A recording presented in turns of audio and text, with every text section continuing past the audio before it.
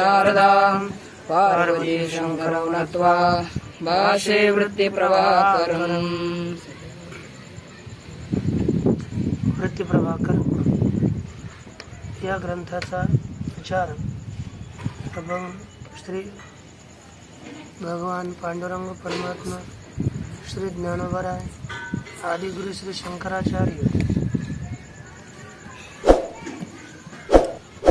श्री संत एकनाथ महाराज, जगद्गुरु तुकाराम महाराज इत्यादी सर्व संतांच्या अलौकिक अहेतुकी अकारण करुण अशा कृपेण आपण विचार करत आहोत। या विचार प्रसंगी प्रथम 2 प्रकाशाचा आपण विचार केला। आता तृतीय प्रकाशाच्या आरंभात आपण आरंभ करणार आहोत। तृतीय प्रकाशामध्ये शब्द प्रमाणाचे निरूपण केले गेले आहे। या प्रकाशात शब्दाची शक्ती इत्यादिकांचा विचार आपल्याला प्रकट रूपाने दिसेल आणि शास्त्रांच्या विचाराकरिता, तत्वज्ञानाकरिता शब्द प्रमाण हे अतीव महत्त्वाचं प्रमाण आहे। तरी आपण लक्ष द्यावं अशी आशा आहे। शब्द प्रमाण निरूपण, शाब्दी प्रमेचे आणि वाक्यांचे भेद। अनेक 6 प्रकारच्या प्रमा वेदांत शास्त्रामध्ये स्वीकारल्या जातात। प्रत्यक्ष प्रमा, अनुमिती प्रमा, शब्द प्रमा, उपमिती प्रमा, अर्थापत्ती प्रमा आणि अनुपलब्धी प्रमा या प्रकारच्या 6 प्रमा आहेत।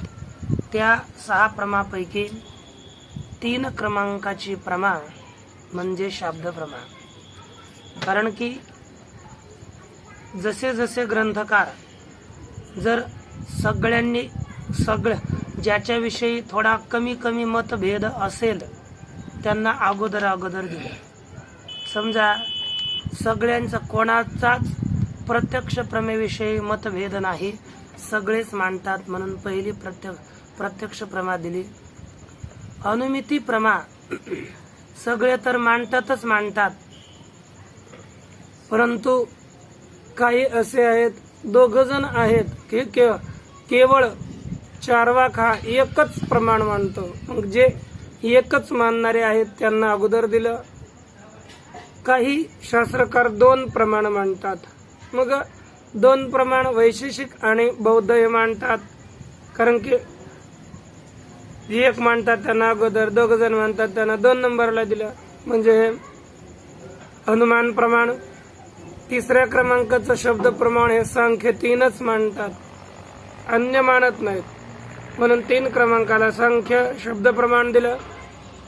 आणि उपमिती प्रमाण हे नैयायिक मानतात, 4 मानतात, पण 4 क्रमांकाचं उपमिती प्रमाण। अर्थापत्ती प्रमाण हे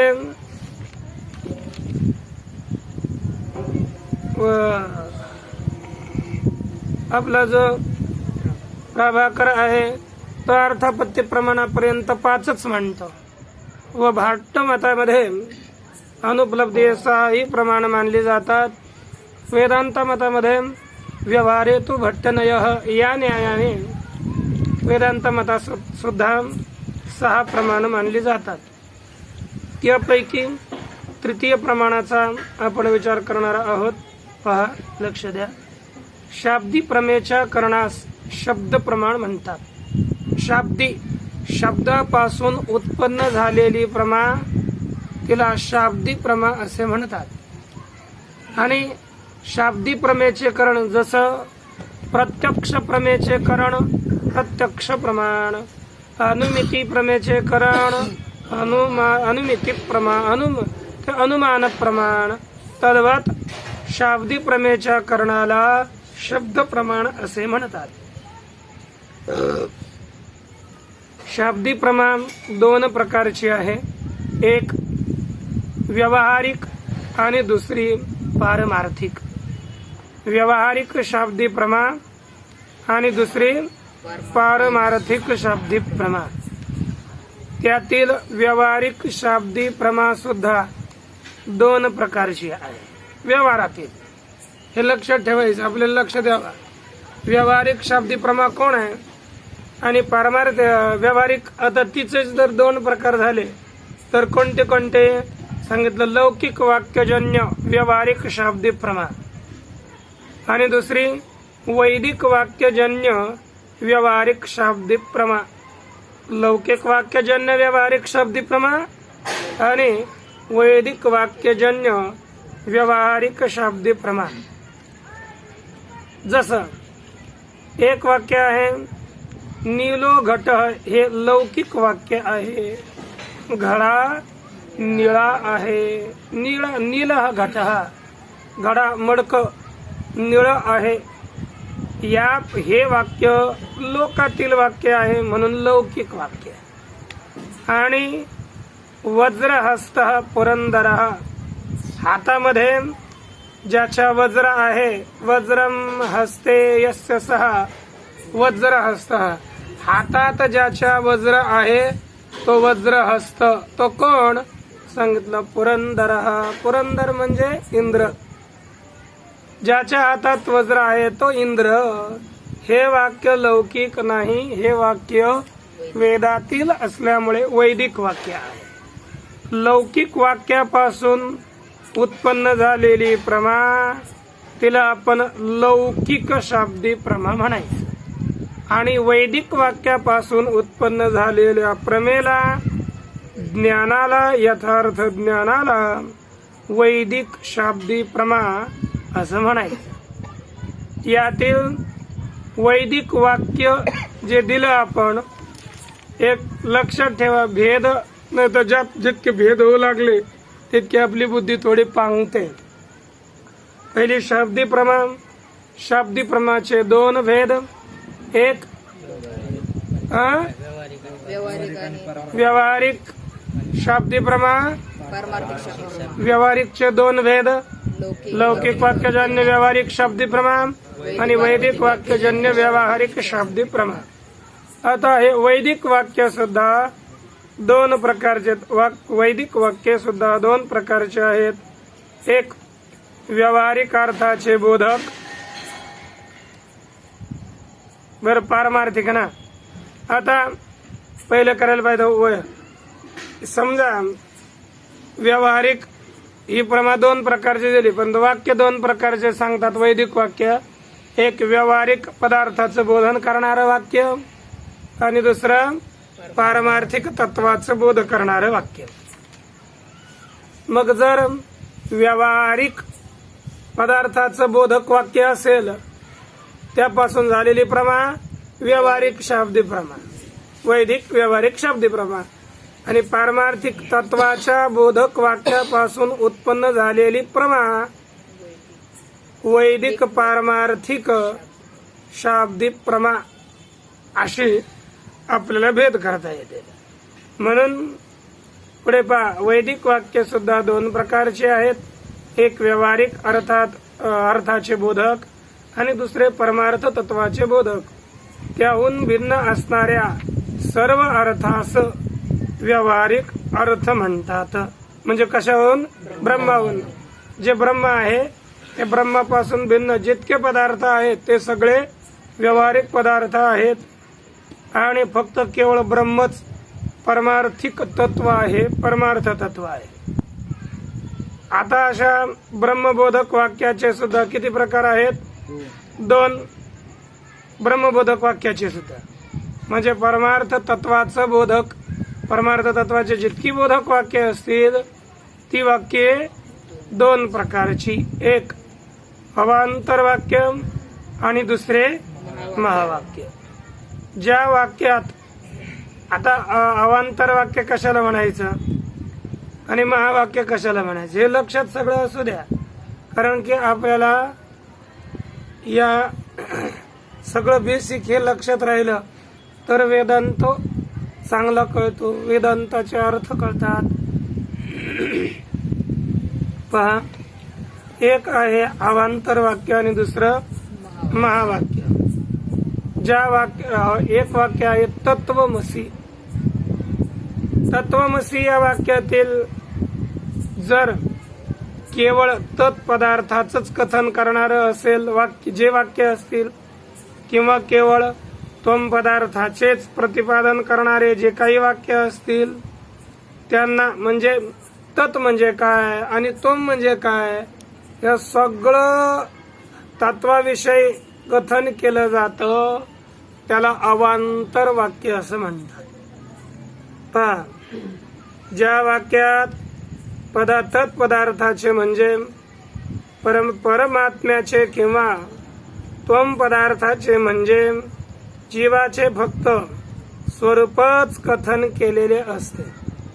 तत्पदार्थाचे केवळ जीव किंवा परमात्मा यांचे केवळ सामान्य स्वरूपच सांगितलेलं असतं, अधिक काही सांगितलं जात नाही.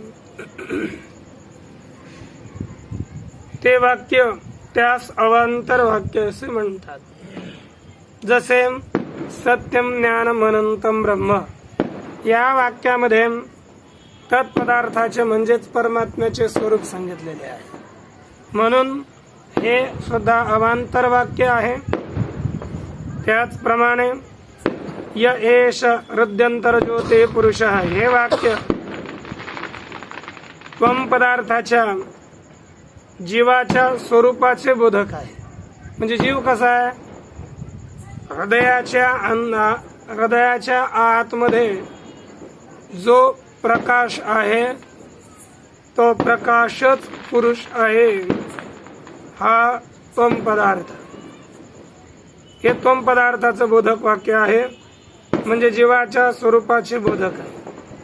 दुसरे ब्रह्मबोधक वाक्य आहे की ज्या वाक्यात तत्पदार्थ आणि त्वम पदार्थ या दोघांचीही एकता सांगितलेली असते.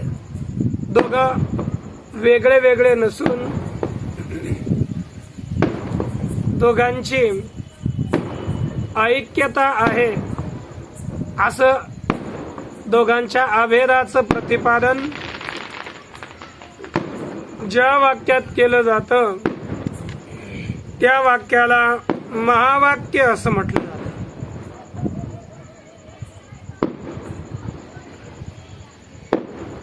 दुसरे ब्रह्मबोधक वाक्य हे आहे की ज्या वाक्यात तत्पदार्थ आणि त्वम पदार्थ यांची म्हणजे जीव परमात्म्याची एकता प्रतिपादन केलेली असते, अशा वाक्यास महावाक्य असे म्हणतात. जसे तत्वमसी इत्यादी महावाक्य आहेत. ही महावाक्य 4 आपल्याला शास्त्रात प्रत्येक वेदाचं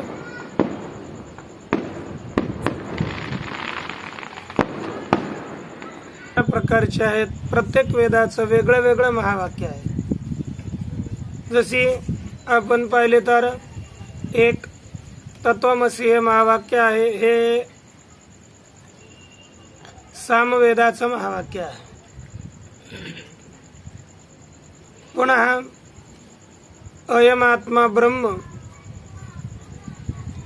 प्रज्ञानम ब्रह्म आणि अहम ब्रह्मास्मी.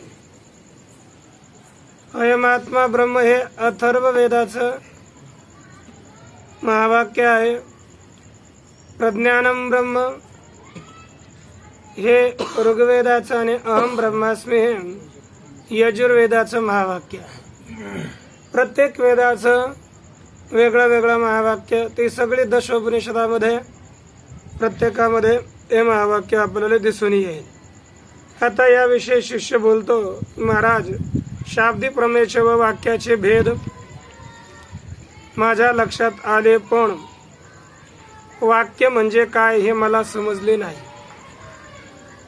तेव्हा श्री गुरु त्याला उत्तर देताना बोलतात की हे शिष्य, आता तुला वाक्य विचार सांगतो ते ऐक.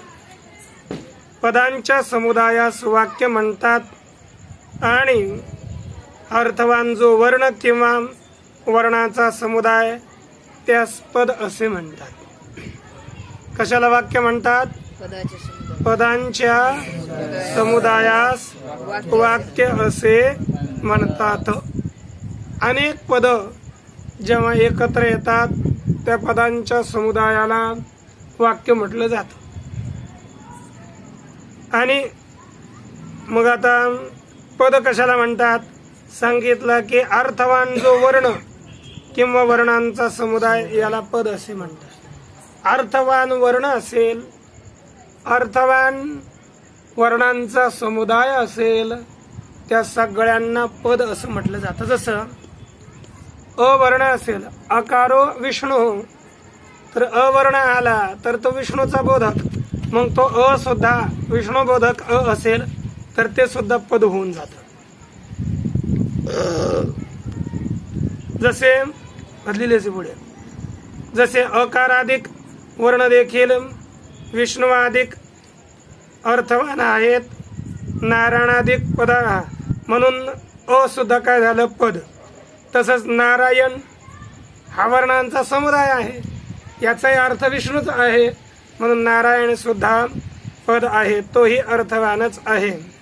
व्याकरणाच्या रीतीने नीलो घट या वाक्यात 2 पदे आहेत, परंतु न्याय रीतीने 4 पदे आहेत. व्याकरणात नील एक पद, घट दुसरं पद. न्यायमतात हे एक पद नाही, 4 पद आहे. नीलो घटामध्ये 4 पद. नील हा एक पद, नील प्रथमांत, विभक्ती सुद्धा पद आहे. प्रकृती हा हे पद आहे आणि प्रत्यय सुद्धा पद आहे, म्हणून नील हा याच्यामध्ये 2 पद, नील आणि सु 2 पद, घट घट आणि सु हे 2 पद. या रीतीनं 4 पद आहेत. जरी व्याकरणाच्या मतामध्ये अर्थबोधकता ही